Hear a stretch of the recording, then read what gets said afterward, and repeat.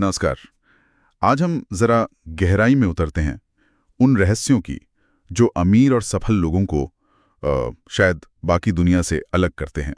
क्या वो वाकई कुछ ऐसा जानते हैं या करते हैं जो हम नहीं जानते? आज की हमारी ये जो बातचीत है, इसका आधार है नेपोलियन हिल की दुनिया भर में मशहूर किताब थिंक एंड ग्रो रिच, मतलब सोचो और अमीर बनो। इसका एक सार है हमारे पास। हाँ, ये वो किताब है जिसने सच में लाखों लोगों की जिंदगी को एक दिशा दी है। बिल्कुल। और देखिए, हिल ने अपनी जिंदगी के 25 साल लगाए, 500 से ज्यादा उस जमाने के सबसे सफल लोग, उनका अध्ययन किया। बड़े नाम थे उसमें, Andrew Carnegie, Henry Ford, Thomas Edison. Right. तो आज हम क्या करेंगे कि हिल ने जो ये 12 सिद्धांत खोजे, उनको समझने की कोशिश करेंगे। और ये सिर्फ पैसा कमाने के बारे में नहीं है। नहीं, बिल्कुल नहीं। ये असल में सफलता, शक्ति, शोहरत और यहां तक कि खुशी पाने की एक तरह से एक रूपरेखा है। ये पैसे से ज्यादा मानसिकता की ताकत के बारे में है। सही कहा, माइंडसेट इज की। तो एक बड़ा सवाल यहां उठता है कि क्या सफलता बस किस्मत की बात है, या इसे कुछ खास सिद्धांतों पर चलकर पाया जा सकता है? चलिए साथ मिलकर इस दिलचस्प सफर की शुरुआत करते हैं। जरूर। तो पहला, सबसे बुनियादी सिद्धांत, तीव्र इच्छा। हिल ने से बर्निंग डिजायर कहा है। हाँ, धधकती हुई इच्छा। हाँ, हिल का मानना था कि भाई हर बड़ी उपलब्धि की शुरुआत एक धधकती हुई इच्छा से होती है। ये सिर्फ ऐसे ही चाहना नहीं है। नहीं, बिल्कुल नहीं। जैसे वो होता है ना, काश मेरे पास पैसा होता, ये एक ख्वाहिश है। हाँ, एक मामूली सी इच्छा। लेकिन ये सोचना कि मुझे अमीर बनना ही है और इसके लिए जो भी जरूरी होगा मैं करूंगा, ये है वो तीव्र इच्छा, वो बर्निंग डिजायर। ये बात बहुत जरूरी है। मतलब साधारण इच्छा और तीव्र इच्छा में जमीन आसमान का फर्क है। बिल्कुल। तीव्र इच्छा एक जुनून है, एक ऐसी लगन जो आपको चैन से बैठने ना दे। उदाहरण देखिए ना, एंड्रू कार्नेगी बहुत गरीब पृष्ठभूमि से आए थे। हाँ, लेकिन उनमें स्टील किंग बनने की सिर्फ इच्छा नहीं थी, बल्कि एक जबरदस्त अटल इच्छा थी। या थॉमस एडिसन को ले। हाँ, एडिसन का उदाहरण तो कमाल है। बल्ब बनाने की कोशिश में वो कहते हैं 10,000 बार नाकाम हुए, पर उनकी इच्छा इतनी प्रबल थी कि वो रुके नहीं। ये महज चाहत नहीं थी, ये एक अटूट संकल्प था। और दिलचस्प बात यह है कि हिल ने इसको मतलब इस इच्छा को हकीकत में बदलने के लिए एक 6 कदमों का तरीका भी बताया है। हाँ, वो 6 स्टेप्स। हाँ, संक्षेप में समझे तो पहला, आपको एकदम साफ पता हो कि क्या चाहिए, जैसे कितनी रकम, स्पेसिफिसिटी। बिल्कुल। दूसरा, तय करें कि आप उसके बदले में क्या देंगे, आपकी मेहनत, आपका वक्त, आपका हुनर। हाँ, कुछ तो देना होगा। तीसरा, एक डेडलाइन तय करें, कब तक हासिल करना है। टाइम बाउंड जरूरी है। चौथा, एक स्पष्ट योजना बनाएं और फौरन उस पर काम शुरू कर दें। सिर्फ योजना बनाना नहीं। राइट, एक्शन फौरन। पांचवा, इन सब बातों को लक्ष्य, बदले में क्या देंगे, समय सीमा, योजना साफ साफ लिख लें। ये लिख लेना जरूरी है। और छठा, ये सबसे दिलचस्प है, इस लिखे हुए बयान को रोज दिन में 2 बार, सुबह उठने के बाद और रात सोने से पहले, जोर से पढ़ें। और पढ़ते वक्त महसूस करें, विश्वास करें कि आप वो लक्ष्य हासिल कर चुके हैं। ये पूरी प्रक्रिया सुनने में शायद थोड़ी अजीब लगे या सीधी लगे, पर इसका गहरा असर होता है। जब आप पूरी स्पष्टता, इरादे और भावनाओं के साथ इन कदमों को दोहराते हैं ना, तो ये सीधे आपके अवचेतन मन को प्रोग्राम करता है। अच्छा। आपका अवचेतन मन इसे एक निर्देश की तरह लेता है और फिर उस इच्छा को हकीकत बनाने के लिए वो अंदरूनी और बाहरी दोनों तरह की ताकतों को सक्रिय करना शुरू कर देता है। इच्छा तो हो गई, लेकिन उसे सच बनाने के लिए जो दूसरी चीज सबसे जरूरी है, वो है दूसरा सिद्धांत, विश्वास, फेथ। हाँ, आस्था। हिल ने कहा है, विश्वास मन का प्रधान रसायनिज्ञ है, head chemist of the mind. बिल्कुल। मतलब विश्वास ही वो तत्व है जो हमारे विचारों को भौतिक रूप देता है। इच्छा चाहे कितनी भी तेज हो, अगर विश्वास नहीं है तो वो अधूरी रह जाएगी। इच्छा चाहे कितनी भी प्रबल क्यों ना हो, अगर उसे पूरा करने का अटूट विश्वास नहीं है तो वो कमजोर पड़ जाएगी। विश्वास ही है जो मुश्किलों को पार करने की हिम्मत देता है, असंभव लगने वाली चीजों को संभव बनाता है। जैसे हेनरी फोर्ड का उदाहरण आपने दिया था। हाँ, बिल्कुल। फिर से सोचिए, जब उनके इंजीनियर्स कह रहे थे कि भाई एक साथ 8 सिलेंडर वाला V8 इंजन बनाना नामुमकिन है, फोर्ड का विश्वास डगमगाया नहीं। उन्होंने कहा, मुझे ये चाहिए और मैं इसे लेकर रहूंगा। और नतीजा हम सब जानते हैं, ऑटोमोबाइल इंडस्ट्री में क्रांति आ गई। और महात्मा गांधी का उदाहरण भी आपने दिया था। हाँ, महात्मा गांधी को देखिए, उनके पास कोई हथियार नहीं थे, सिर्फ अहिंसा का सिद्धांत था और अपने लक्ष्य पर अटूट विश्वास। उसी के दम पर उन्होंने करोड़ों भारतीयों को एकजुट किया और आजादी की लड़ाई का नेतृत्व किया। ये विश्वास की ही तो ताकत थी। ये दिलचस्प है कि विश्वास इतना जरूरी है, लेकिन सवाल ये उठता है कि अगर किसी में ये स्वाभाविक रूप से ना हो तो इसे कैसे जगाया या बढ़ाया जा सकता है? हाँ, अच्छा सवाल है।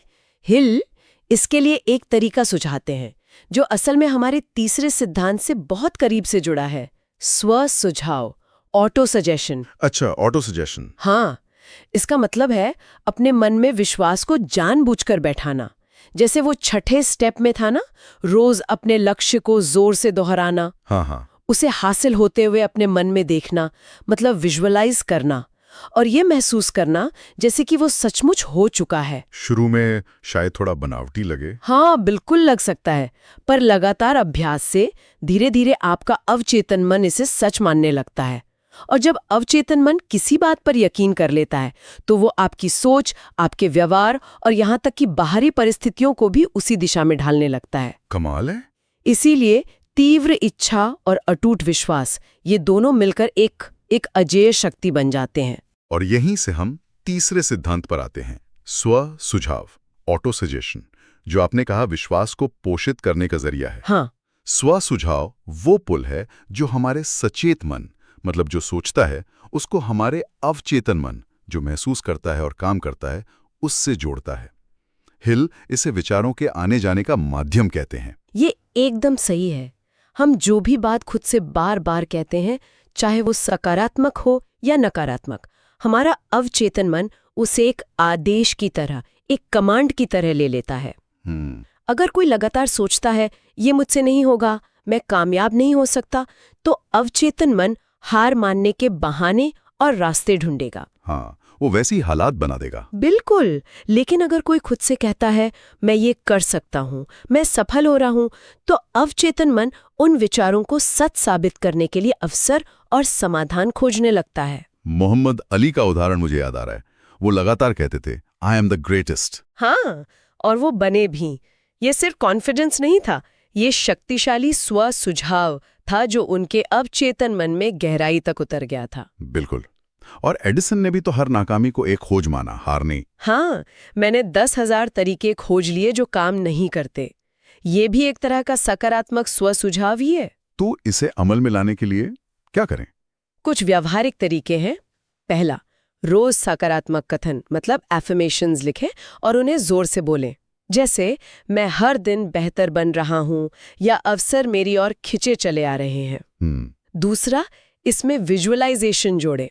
उस सफलता को होते हुए देखें, सुनें, महसूस करें। महसूस करना जरूरी है। हाँ, और तीसरा, सबसे अहम, भावनाएं जोड़ें। सिर्फ शब्दों को रटना काफी नहीं है, उन्हें पूरी भावना के साथ महसूस करना जरूरी है। विचार और भावना का ये मेल ही अवचेतन मन की प्रोग्रामिंग का असली सीक्रेट है। मतलब साफ है, जो शब्द हम खुद से कहते हैं और जिस भावना से कहते हैं, वही हमारी हकीकत करते हैं। तो ध्यान देना होगा कि हम दिन भर खुद से क्या बातें कर रहे हैं। बिल्कुल। अच्छा, अपनी इच्छा, विश्वास और सकारात्मक सोच को दिशा देने के लिए जाहिर है ज्ञान की जरूरत होती है। और यही आता है चौथा सिद्धांत, विशेषज्ञ ज्ञान, स्पेशलाइज्ड नॉलेज। हाँ, हिल ने एक बड़ी जरूरी बात कही थी, ज्ञान शक्ति नहीं है। ज्ञान सिर्फ संभावित शक्ति है। ये शक्ति तभी बनता है जब इसे कर्म की निश्चित योजनाओं में संगठित और निर्देशित किया जाता है। मतलब सिर्फ जानना काफी नहीं है, उसे इस्तेमाल करना असली ताकत है। ये बहुत महत्वपूर्ण फर्क है। यहाँ सामान्य ज्ञान और विशेषज्ञ ज्ञान का अंतर समझना जरूरी है। हाँ, general knowledge versus specialised knowledge. बिल्कुल। सामान्य ज्ञान वो है जो हमें थोड़ी बहुत जानकारी हर विषय के बारे में देता है, जैसे स्कूल कॉलेज में अक्सर होता है। लेकिन विशेषज्ञ ज्ञान किसी एक खास क्षेत्र में गहरी समझ और महारत हासिल करना है, जिसे आप असल जिंदगी में इस्तेमाल करके कुछ वैल्यूएबल बना सकें। हिल का मानना था कि बड़ी सफलता आमतौर पर विशेषज्ञ ज्ञान के जरिए ही मिलती है। हेनरी फोर्ड का उदाहरण फिर से लेते हैं। वो खुद शायद बहुत बड़े इंजीनियर नहीं थे, और उन्हें पता था कि विशेषज्ञ ज्ञान कैसे हासिल करना है और उसे कैसे इस्तेमाल करना है। हाँ उन्होंने विशेषज्ञों की बेहतरीन टीम बनाई हाँ और उनके ज्ञान को संगठित करके बड़े पैमाने पर कार उत्पादन संभव बनाया। हाँ या स्टीव जॉब्स को देखिए। हाँ जॉब्स। उन्हें शायद कोडिंग की गहरी जानकारी ना हो, पर डिजाइन, मार्केटिंग और ग्राहक को समझने में उनकी विशेषज्ञता उसी ने एप्पल को बुलंदी पर पहुंचाया। उन्होंने दूसरों के विशेषज्ञ ज्ञान को बखूबी इस्तेमाल किया। तो सवाल है कि ये विशेषज्ञ ज्ञान कैसे हासिल करें? देखिए, इसके लिए लगातार सीखते रहना होगा। किताबें हैं, कोर्स है, अनुभवी लोगों से सीखना है, या आजकल ऑनलाइन तो अनगिनत साधन है। सही।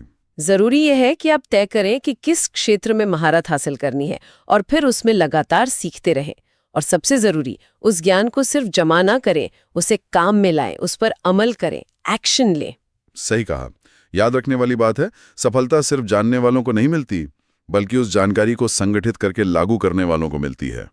मतलब विशेषज्ञ ज्ञान plus action is equal to तरक्की। बिल्कुल। ज्ञान हासिल करने के बाद उसे इस्तेमाल करने के लिए कल्पना शक्ति की जरूरत होती है।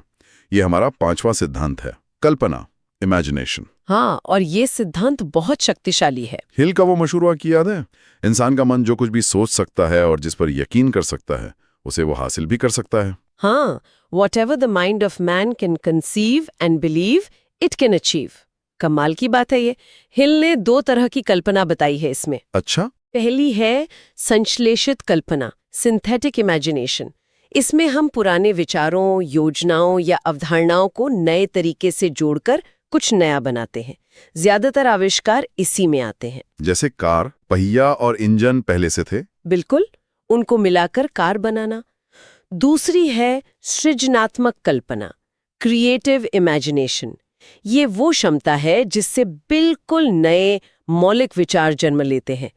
हिल का मानना था कि ये कल्पना हमारे मन को अनंत प्रज्ञा, मतलब इन्फिनिट इंटेलिजेंस, या कहें ब्रह्मांडीय ज्ञान से जोड़ती है। अच्छा। यहीं से वो आहा वाले क्षण आते हैं जहां अचानक कोई नया समाधान या विचार कौंध जाता है। जैसे शायद एडिसन के मन में बल्ब का विचार आया होगा। इतिहास तो भरा पड़ा है ऐसे उदाहरणों से। राइट बंधुओं ने उड़ने की कल्पना की, उस जमाने में लोग हंसे होंगे। जाहिर है, पर उनकी कल्पना और विश्वास ने हवाई जहाज को हकीकत बना दिया। आज के दौर में एलन मस्क को देख लीजिए। हाँ, स्पेसएक्स, टेस्ला। ये बड़े प्रोजेक्ट पहले कल्पना के स्तर पर ही तो जन्मे थे। तो इस कल्पना शक्ति का उपयोग कैसे करें? कुछ तरीके हैं। रोजाना अपने लक्ष्यों को हासिल होते हुए देखने का अभ्यास करें, विजुअलाइजेशन। देखें, सुने, महसूस करें कि सफलता कैसी दिखेगी। एक आइडिया जर्नल रखें, हर छोटे बड़े विचार को लिखें। कोई भी विचार बेकार नहीं होता। अच्छा। अपने विचारों को भरोसेमंद लोगों या अपने विशेषज्ञ समूह, मास्टरमाइंड ग्रुप के साथ साझा करें। इससे वो और निखरेंगे। और सबसे महत्वपूर्ण, कल्पना को हकीकत बनाने के लिए योजना बनाकर कदम उठाएं। सच तो ये है कि कल्पना ही भविष्य का ब्लूप्रिंट है। जो आप अपने मन में साफ देख सकते हैं, उसे आप अपनी दुनिया में साकार भी कर सकते हैं। बिल्कुल। लेकिन कल्पना चाहे कितनी भी ऊंची क्यों ना हो, बिना जमीनी योजना के वो सिर्फ हवाई के लिए बनकर रह जाती है। यहीं आता है 6ठा सिद्धांत, संगठित योजना, ऑर्गेनाइज्ड प्लानिंग। हाँ, सपने देखना जरूरी है, पर उन्हें पूरा करने के लिए एक ठोस, व्यवस्थित योजना चाहिए। जैसा हिल ने कहा, बिना योजना के लक्ष्य महज एक इच्छा है। A goal without a plan is just a wish। सही। इच्छा, विश्वास, कल्पना, ये सब शुरुआती और बेहद जरूरी ईंधन है। लेकिन गाड़ी आगे तभी बढ़ेगी जब उसका सही तरीके से कार्यान्वयन होगा, मतलब एग्जीक्यूशन। और एग्जीक्यूशन के लिए चाहिए योजना। बिल्कुल, संगठित योजना अनिवार्य है। और हिल यहाँ फिर से सहयोगी मंडल या मास्टरमाइंड अलायंस की ताकत पर जोर देते हैं। हाँ, ये पहले भी आया था। हाँ, क्योंकि ये बहुत जरूरी है। उनका मानना था कि कोई भी व्यक्ति अकेले दम पर बहुत बड़ी सफलता हासिल नहीं कर सकता। एक ऐसा समूह बनाना जरूरी है जहां अलग-अलग हुनर और ज्ञान वाले लोग एक साझा लक्ष्य के लिए आपसी तालमेल और सद्भाव के साथ काम करें। फोर्ड ने अकेले साम्राज्य नहीं बनाया था, उनकी टीम थी। बिल्कुल। स्टीव जॉब्स दूरदर्शी थे तो स्टीव वोजनियाक तकनीकी जीनियस थे। उनके तालमेल और योजना ने ही एप्पल को सफल बनाया। तो योजना बनाने के कुछ मुख्य कदम क्या हो सकते हैं? पहला, अपना लक्ष्य एकदम स्पष्ट रूप से परिभाषित करें, बिल्कुल क्लियर। फिर उस लक्ष्य तक पहुंचने के लिए step by step action plan बनाएं। अच्छा। इसे आप सालाना, मासिक, साप्ताहिक, यहाँ तक कि दैनिक कामों में तोड़ सकते हैं। अच्छा। अपने लक्ष्य में मदद करने वाले लोगों का एक समूह बनाएं, मास्टरमाइंड ग्रुप। और हाँ, अपनी योजना में थोड़ा लचीलापन भी रखें। फ्लेक्सिबिलिटी मतलब लक्ष्य पर डटे रहें पर तरीका बदल सकते हैं। हाँ बिल्कुल, लक्ष्य स्थिर रखें, पर अगर कोई तरीका काम न करे तो योजना में बदलाव करने से हिचकिचाएं नहीं। तो अब तस्वीर थोड़ी और साफ हो रही है। तीव्र इच्छा, कल्पना और विश्वास, इनको जब एक संगठित योजना का साथ मिलता है तब उपलब्धि का रास्ता खुलता है। एग्जैक्टली। योजना बन गई, टीम भी शायद तैयार है, लेकिन अब जरूरत है आगे बढ़ने की हिम्मत की। और ये हमें 7वें सिद्धांत पर लाता है, निर्णय, डिसीजन लेने की क्षमता। हाँ, और हिल का ये अवलोकन बहुत सटीक है। क्या? कि सफल लोग जल्दी और दृढ़ता से निर्णय लेते हैं, और अगर उन्हें बदलते भी हैं तो बहुत सोच समझकर और धीरे धीरे। और असफल लोग निर्णय लेने में बहुत देर लगाते हैं और फिर जरा सी मुश्किल या आलोचना पर जल्दी से बदल देते हैं। ओह, ये तो बहुत बड़ी बात है। हाँ, अनिर्णय माने इनडिसीजन सफलता के रास्ते का बहुत बड़ा रोड़ा है। ये शक, डर और टालम टोल को जन्म देता है। प्रोक्रेस्टिनेशन। हाँ, निर्णय लेना असल में जिम्मेदारी लेना है। हिल सलाह देते हैं कि दूसरों की राय जरूर सुने, पर अपने फैसले तथ्यों और अपनी समझ के आधार पर ले, इस डर से नहीं कि लोग क्या कहेंगे। एक बार सोच समझकर फैसला ले लिया तो उस पर टिके रहने का साहस दिखाए, और सिर्फ फैसला लेना काफी नहीं, उस पर फौरन अमल करना भी उतना ही जरूरी है। Decision plus action. Thomas Edison का बल्ब बनाने का निर्णय हजारों असफलताओं के बाद भी अटल रहा। बिल्कुल। या निवेश की दुनिया में वॉरेन बफेट को देखें, वे गहन विश्लेषण के बाद निर्णय लेते हैं और फिर बाजार के उतार चढ़ाव या लोगों की बातों के बावजूद लंबे समय तक उस पे कायम रहते हैं। तो यहाँ सीखने वाली बात यह है कि सफलता अक्सर उन लोगों के पास आती है जो सही समय पर सोच समझकर और दृढ़ता से निर्णय लेने की क्षमता रखते हैं। हाँ, इनडिसीजन असफलता की ओर ले जाता है, जबकि निर्णय और उस पर टिके रहना सफलता का रास्ता खोलता है। निर्णय ले लिया, काम शुरू कर दिया, पर रास्ता हमेशा सीधा नहीं होता, मुश्किलों आती हैं। यहीं पर 8वें सिद्धांत की भूमिका आती है, लगन, परसिस्टेंस, दृढ़ता। बिल्कुल, सिर्फ निर्णय लेना काफी नहीं है, मुश्किलों और असफलताओं के बावजूद उस पर टिके रहना जरूरी है। हिल ने कहा है, लगन का इंसान के चरित्र में वही महत्व है जो कार्बन का इस्पात में। वाह, जैसे कार्बन स्टील को मजबूती देता है, वैसे ही लगन चरित्र को फौलादी बनाती है। ये मानकर चलना चाहिए कि किसी भी बड़े लक्ष्य के रास्ते में चुनौतियां आएंगी, आलोचनाएं होंगी, अस्थायी हार और निराशा के पल आएंगे ही आएंगे। हाँ, ये तो होता ही है। इन बाधाओं को पार करने के लिए इच्छा शक्ति और लगन का होना जरूरी है। हिल का सुझाव है कि असफलता को अंत न समझें, बल्कि उसे एक सीख समझें, एक संकेत कि शायद आपकी योजना में कुछ बदलाव की जरूरत है। अच्छा। हर हार में जीत का बीज छिपा हो सकता है, बशर्ते आप उसे ढूंढने की कोशिश करें। यहाँ निरंतरता मतलब कंसिस्टेंसी बहुत महत्वपूर्ण है। रोज थोड़ा थोड़ा ही सही, पर अपने लक्ष्य की ओर बढ़ते रहना। कछुए और खरगोश वाली कहानी। हाँ बिल्कुल, slow and steady wins the race. विश्वास और लगन का मेल आपको लगभग अपराजय बना सकता है। कर्नल सैंडर्स का उदाहरण आपने दिया था, KFC वाले। हाँ, उनकी कहानी गजब है। कहते 65 साल की उम्र में उनकी चिकन की रेसिपी को 1000 से ज्यादा बार रेस्टोरेंट्स ने रिजेक्ट किया। 1000 से ज्यादा बार? हाँ, पर वो लगे रहे और आज नतीजा दुनिया के सामने है। हेनरी फोर्ड जब आम आदमी के लिए कार बनाने का सपना देख रहे थे तो कितने लोगों ने मजाक उड़ाया था। हाँ, अव्यावहारिक कहा था। पर उनकी लगन ने न केवल उनकी कंपनी को सफल बनाया, बल्कि पूरी दुनिया को बदल दिया। तो याद रखें, सफलता शायद ही कभी रातों रात मिलती है। लगन वो चाबी है जो अक्सर निराशा और हार के बंद दरवाजों को खोल सकती है। हार ना माने, कोशिश जारी रखें। Never give up. अकेले लड़ते रहना कई बार बहुत मुश्किल हो सकता है। इसीलिए 9वां सिद्धांत बहुत अहम है, सहयोग की शक्ति, पावर ऑफ द मास्टरमाइंड, विशेषज्ञ समूह की शक्ति। हाँ, ये बात पहले योजना के संदर्भ में आई थी, पर हिल इसे इतना जरूरी मानते थे कि इसे एक अलग सिद्धांत का ही दर्जा दे दिया। क्यों? क्योंकि उनका कहना था, कोई भी दिमाग अपने आप में पूर्ण नहीं होता, उसे विकसित होने और विस्तार पाने के लिए दूसरे दिमागों के संपर्क और सहयोग की आवश्यकता होती है।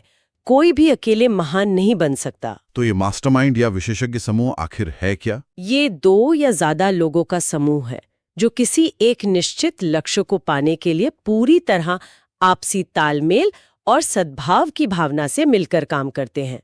हार्मनी। इस समूह में सदस्य अपना ज्ञान, अनुभव, हुनर और विचार बिना किसी हिचक के एक दूसरे से साझा करते हैं। हिल का मानना था कि जब 2 या ज्यादा दिमाग इस तरह तालमेल में मिलते हैं तो एक तीसरी अदृश्य मानसिक शक्ति का निर्माण होता है। अच्छा, एक तीसरी शक्ति। हाँ, जिसे मास्टरमाइंड कहा जा सकता है। इस सामूहिक मन की ताकत समूह के अलग-अलग सदस्यों की व्यक्तिगत शक्तियों के जोड़ से कहीं ज्यादा होती है। सिनर्जी। इसके फायदे क्या हैं? फायदे साफ हैं। नए और बेहतर विचार जन्म लेते हैं, एक दूसरे को प्रोत्साहन मिलता है, जवाबदेही मिलती है और संसाधनों का बेहतर इस्तेमाल हो पाता है। एंड्रू कार्नेगी ने भी तो अपनी सफलता का श्रेय अपने मास्टरमाइंड ग्रुप को दिया था। बिल्कुल। उनके पास उद्योग, वित्त, बिक्री जैसे हर जरूरी क्षेत्र के माहिर लोगों की टीम थी जो मिलकर काम करती थी। राइट बंधुओं का हवाई जहाज का आविष्कार भी अकेले का नहीं, उनके आपसी तालमेल का नतीजा था। तो कहावत है ना, अकेले आप तेज चल सकते हैं पर साथ मिलकर आप दूर तक जा सकते हैं। हाँ, बिल्कुल।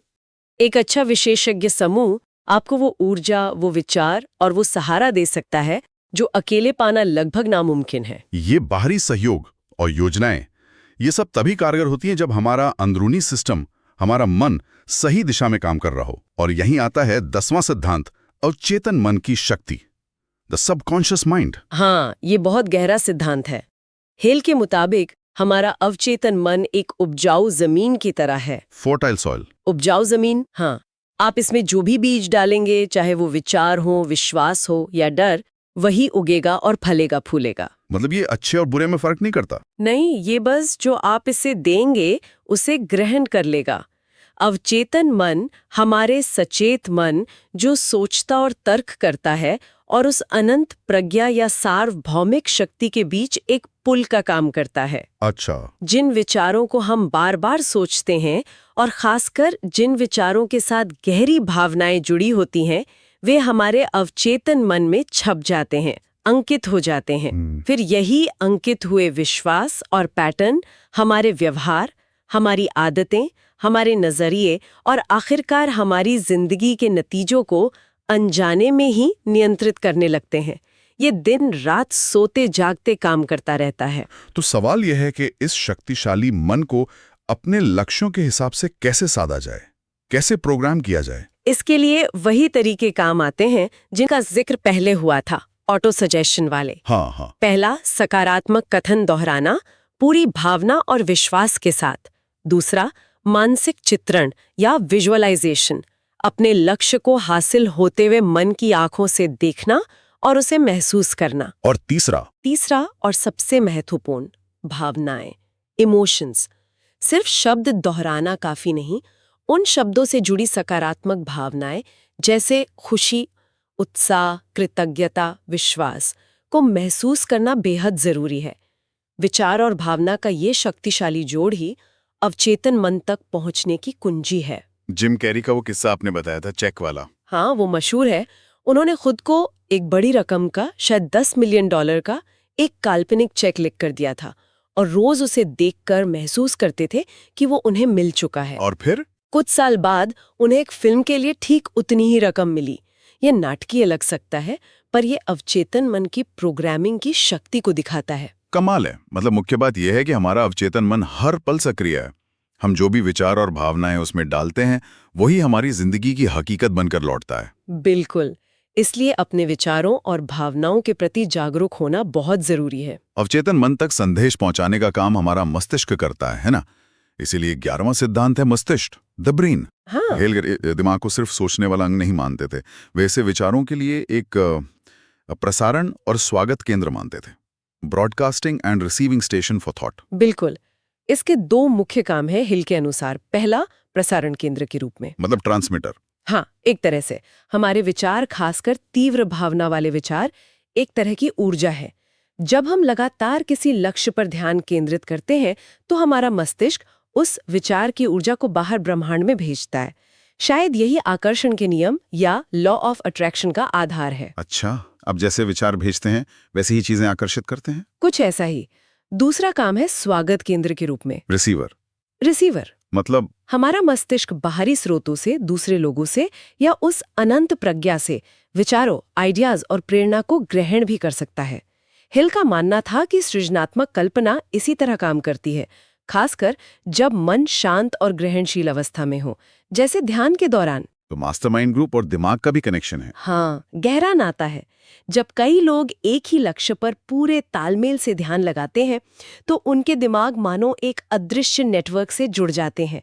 इससे हर व्यक्ति की सोचने की शक्ति बढ़ जाती है, क्योंकि वे एक दूसरे के विचारों और ऊर्जा से प्रेरित होते हैं। तो इसका व्यवहारिक मतलब क्या हुआ? मतलब ये कि अपने दिमाग को सकारात्मक, रचनात्मक और अपने लक्ष्यों से जुड़े विचारों से भरें। सकारात्मक कथन, मास्टरमाइंड ग्रुप का साथ और ध्यान जैसी तकनीकें, ये सब हमारे मस्तिष्क को एक शक्तिशाली ट्रांसमीटर और रिसीवर बनाने में मदद कर सकती हैं। आपका दिमाग एक चुंबक की तरह है। ये उन्हीं चीजों को आकर्षित करेगा जिनके बारे में आप ज्यादातर सोचते हैं। हाँ, और अब हम पहुंचते हैं आखिरी 12वें सिद्धांत पर, छठी इंद्रिय, द सिक्स्थ सेंस। हाँ, द सिक्स्थ सेंस। इसे ज्ञान के मंदिर का द्वार कहते हैं।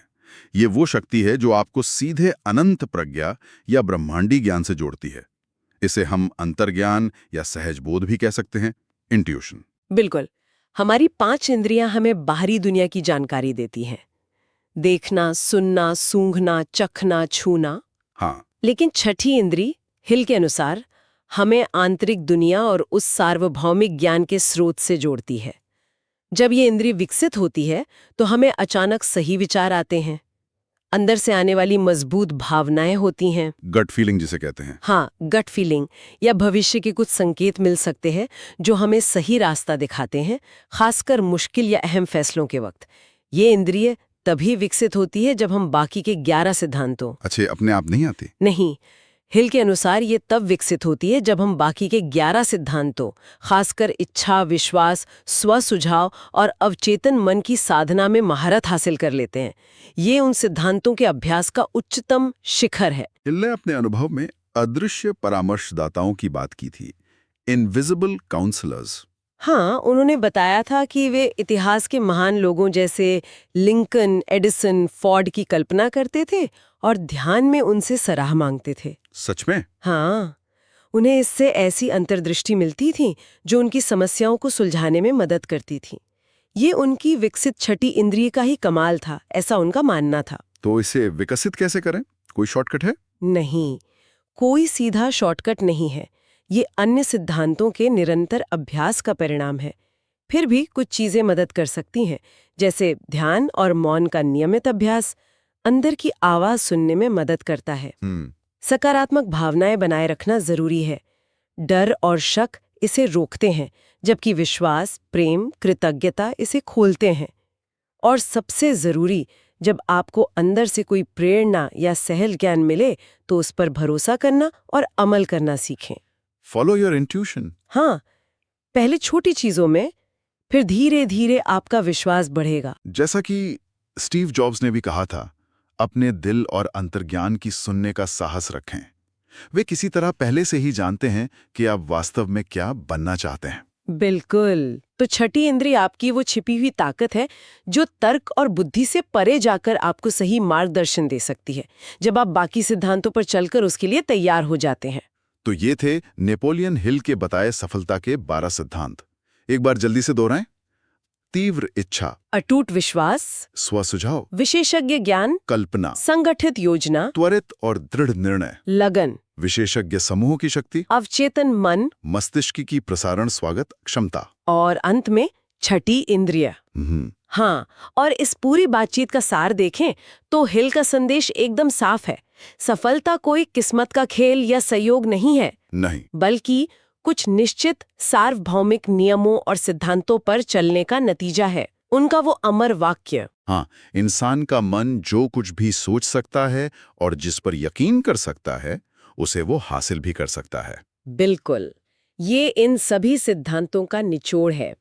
हिल का दृढ़ विश्वास था कि अगर कोई इन सिद्धांतों को ईमानदारी और लगन से अपने जीवन में उतारे तो सफलता, समृद्धि, खुशी और आत्मिक विकास ये निश्चित रूप से पाया जा सकता है।